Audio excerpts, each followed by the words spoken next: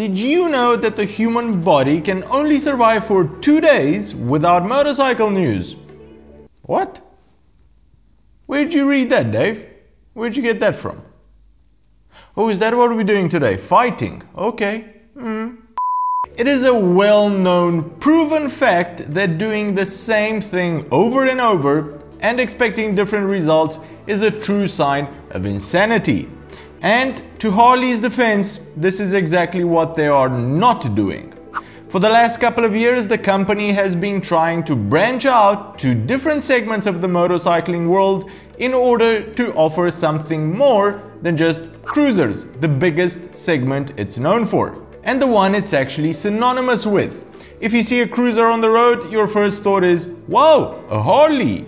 Firstly, they took a chance to build an electric bike, the Livewire, which, as of writing this, has been met with very disappointing results, but kudos to them.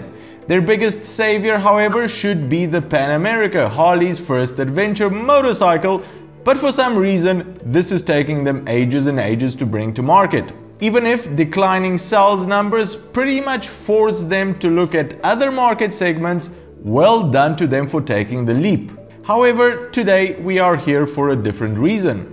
Harley has unveiled its 2020 Softail Standard. Now, this is Harley's idea of sticking with its roots, the market segment it knows the best, but also changing the formula just enough in order to be attractive to new incomers. Stick around.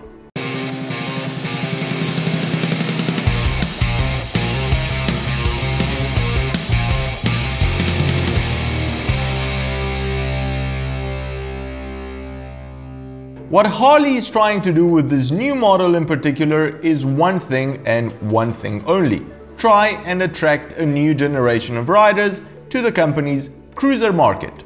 And to do this, they obviously couldn't bring out a bike and charge exorbitant amount of money for it, because younger riders don't really have that kind of disposable income anymore. So the 2020 Softail Standard is on the inexpensive side, at least when it comes to Harley prices.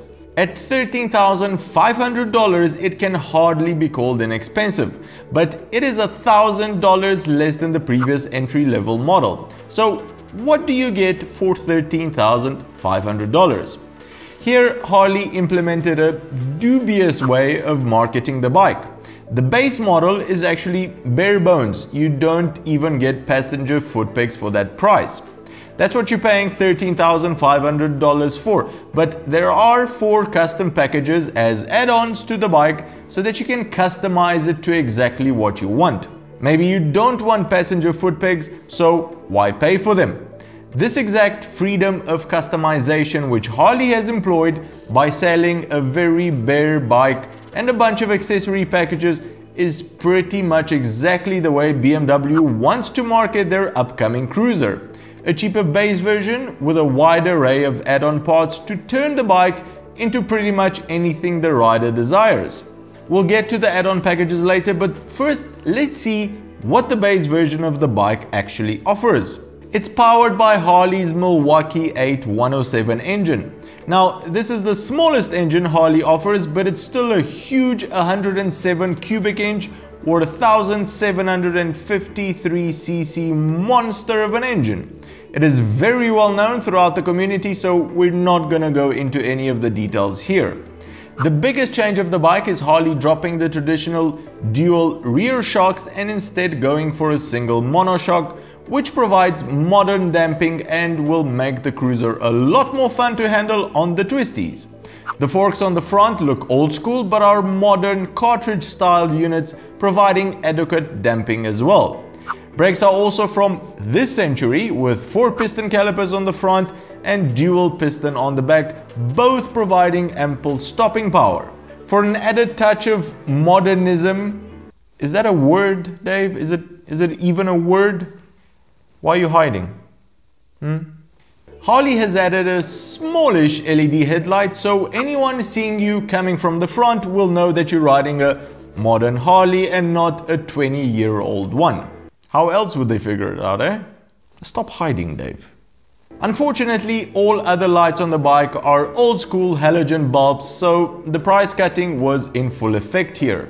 Another place where you can clearly see that Harley skimped out on kit is the fact that ABS brakes are not standard, but come with a massive $800 price tag. I mean, it's 2020 and you don't even put ABS on your brand new model.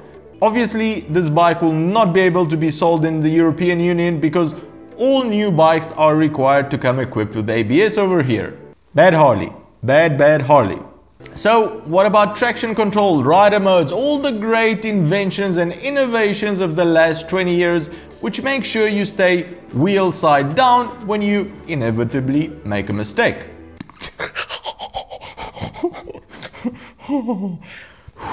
Compose. Alright, so as I mentioned, Harley offers 4 different customization packages for the Softail Standard to mold it to your exact needs. For $1,300 you get the Performance package. New mufflers, air filter, improved throttle response and all tuned perfectly together for that extra bit of performance. For $1,400 you get the Day Tripper package. Here you get a detachable sissy bar, passenger foot pegs, a swing arm bag, and you also get your foot controls moved forward so you can enjoy those twisties with your loved one. All without ABS if you didn't pay for that. For $1,600 you get your hands on the Coastal package. This includes West Coast styling and performance touches. I have no idea what those are, nothing whatsoever. A quarter fairing, black anodized handlebar with a 5.5-inch riser, passenger foot pegs and wider foot pegs for the rider. At the top of the package for $1,700, the Touring package. This comes with saddlebags so everyone can now take you seriously, a windshield, a seat for 2, passenger pegs and a sissy bar, obviously, for $1,700. The 2020 Softail Standard comes in any color that you choose as long as it's black. Vivid black, as Harley calls it. Alright, impressions time. It really is quite admirable, let's say, to see Harley try all sorts of new strategies to get new riders interested in their bikes, but is it working? Taking just the 2020 Softail Standard into the account, if you're from the US, is this something that is interesting to you? A cheaper price, but sort of still a Harley? Let us know in the comments below. Well, that's the show for today, everyone. If you've enjoyed it, give it a big thumbs up. And if you think you've learned something new, consider subscribing or becoming a patron to help us make more of these shows. Cheers, and I'll see you on the next one.